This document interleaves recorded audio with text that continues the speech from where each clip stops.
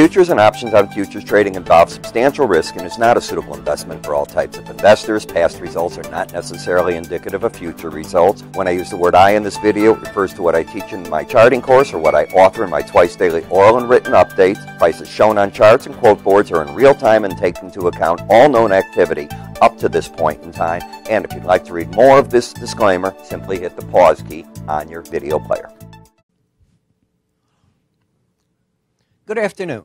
Ira Epstein of Lynn & Associates with your Monday financial update, and this is for August 28th, 2017, just after 3:20 p.m. Central Daylight Time.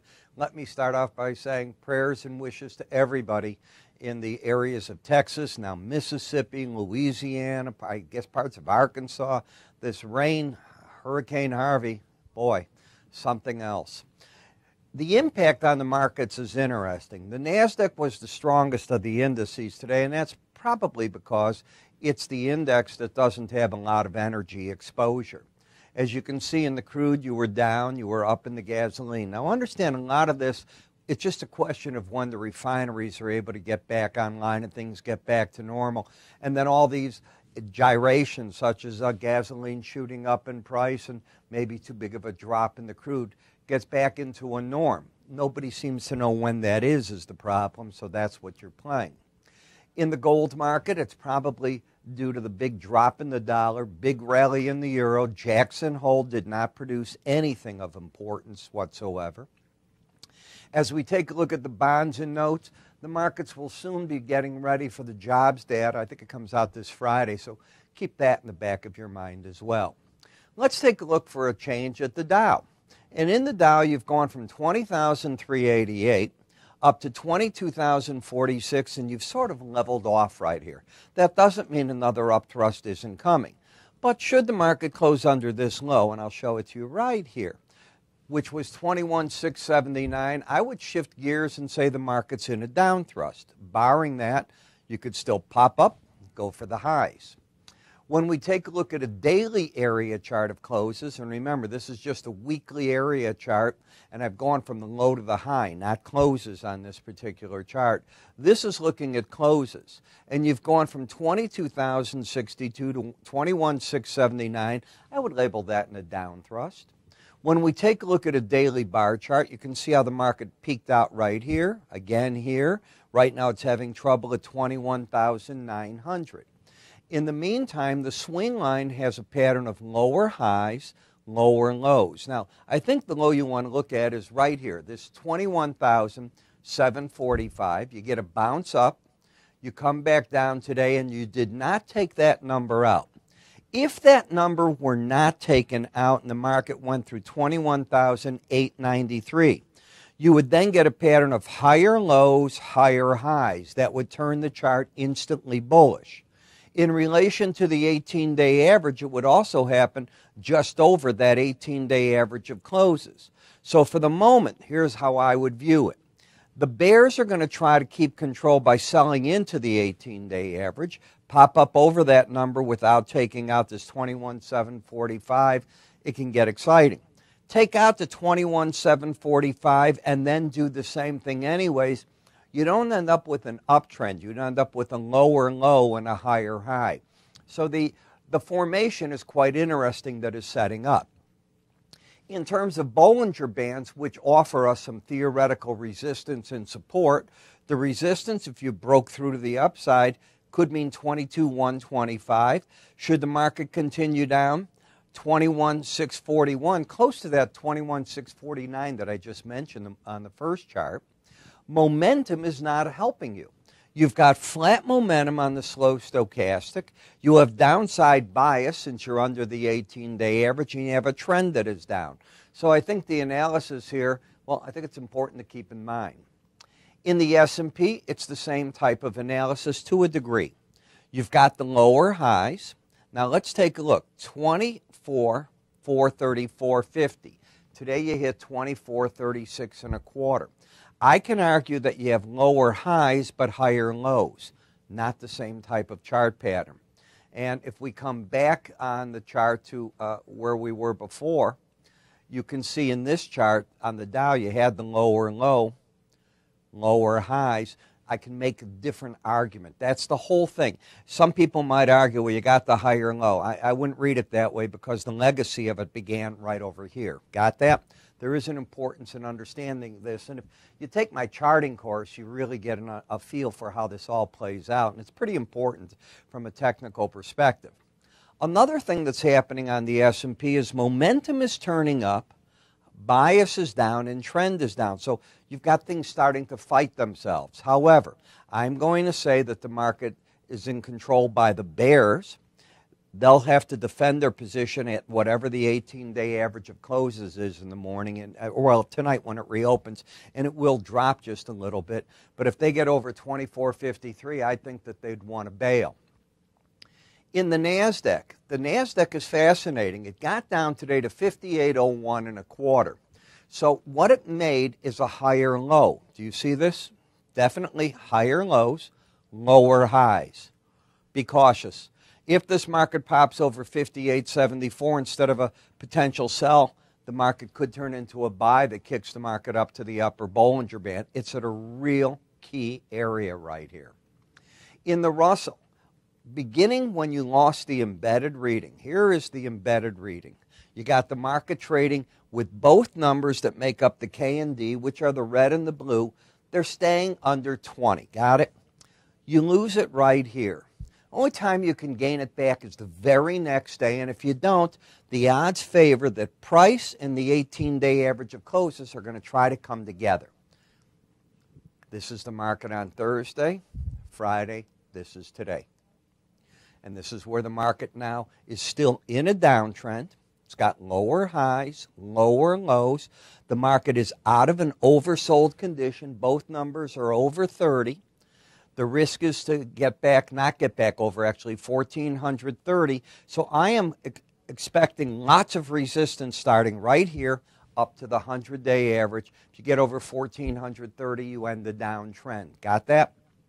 If we come to the VIX again fell to this 100-day average of closes in the green and the 18, and it's not going anywhere. It just sort of ran out of steam again.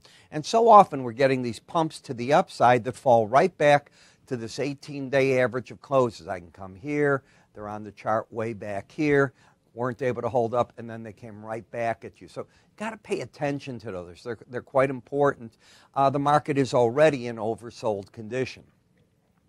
On the TLT EDF, this is the interest rate, very popular EDF, you still got the pattern of higher lows, higher highs. Now, if we take a look at this low right here, that was 126.72.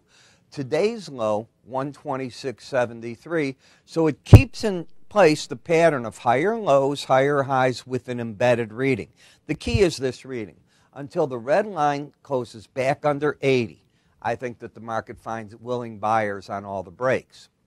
In the bond market, you also have an embedded reading. Same thought. Now, this is going to be tomorrow, August 29th. We've got to get ready for the U.S. jobs data and what that might mean, because it could set, if strong numbers came out where these markets react, get a set of weak numbers, and you're going to give the, if you will, those that think that the U.S. is really caught in this position where, other than raising interest rates for the sake of raising them, the Fed doesn't have a case to raise them. It's going to be an important number.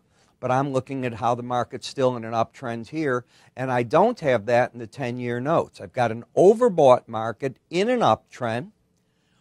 Next objective, 127.04. Take out 126.20. You negate that uptrend. Dollar index.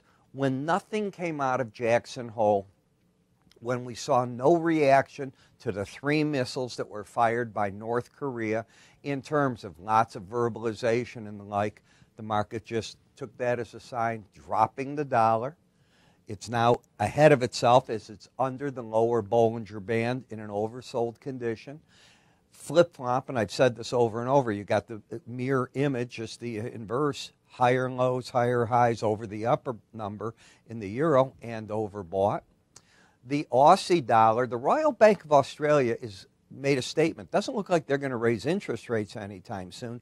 Yet this market was able to shake off this break. And yes, this low did take out that one and go back to the upper Bollinger Band, where I think the trade was getting itself out today. You seem to be caught in this narrow Bollinger Band. We'll see what happens. In the Japanese yen, the break on Friday to the 18-day average still has traction. You have a condition of lower highs, lower lows, but you are staying over the 18-day average in flat momentum.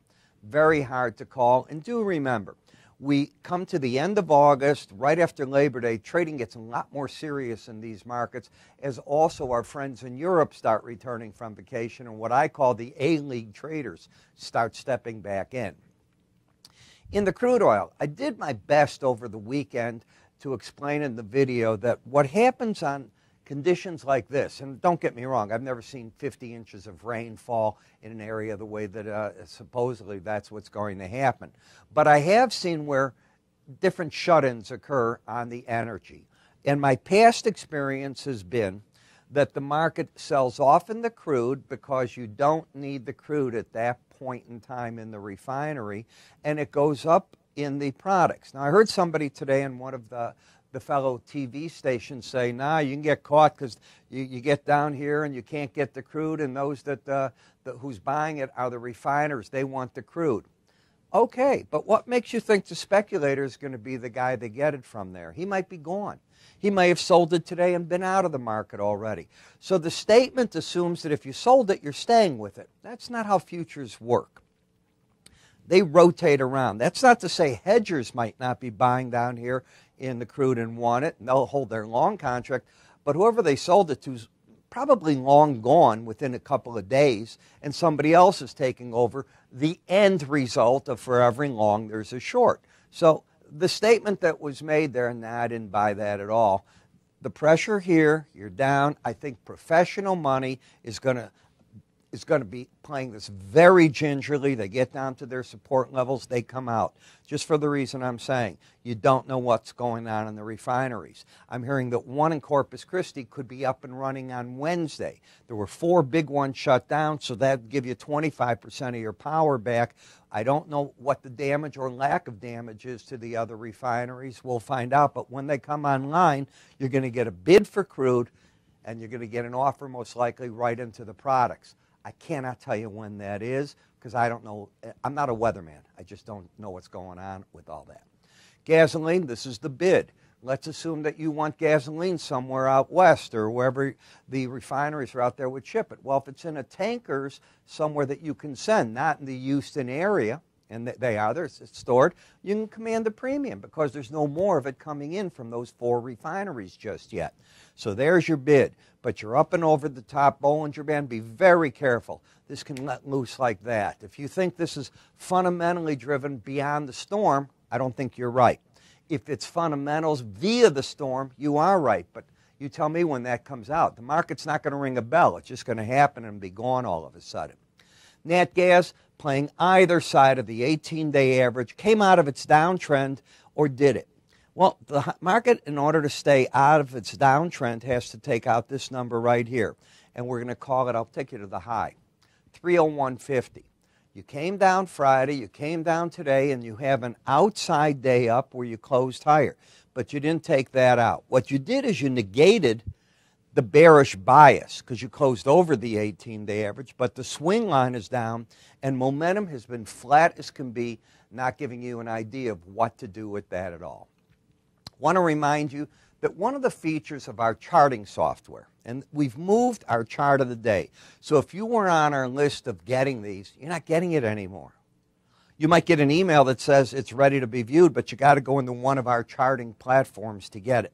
We just found so many people passing it around that we didn't want that anymore. It didn't do us any good, and it's about what does us good and what does you good. So if you'd like to see these and be able to get back to them, they're in our charting platforms. Call my staff. They can get you all set up with that. You can always go to our website if you haven't tried this, and you'll see the different platforms. You can ask for a free trial at any time. I'm Ira Epstein. You have yourself a good day, and I will talk to you all tomorrow. Take care now.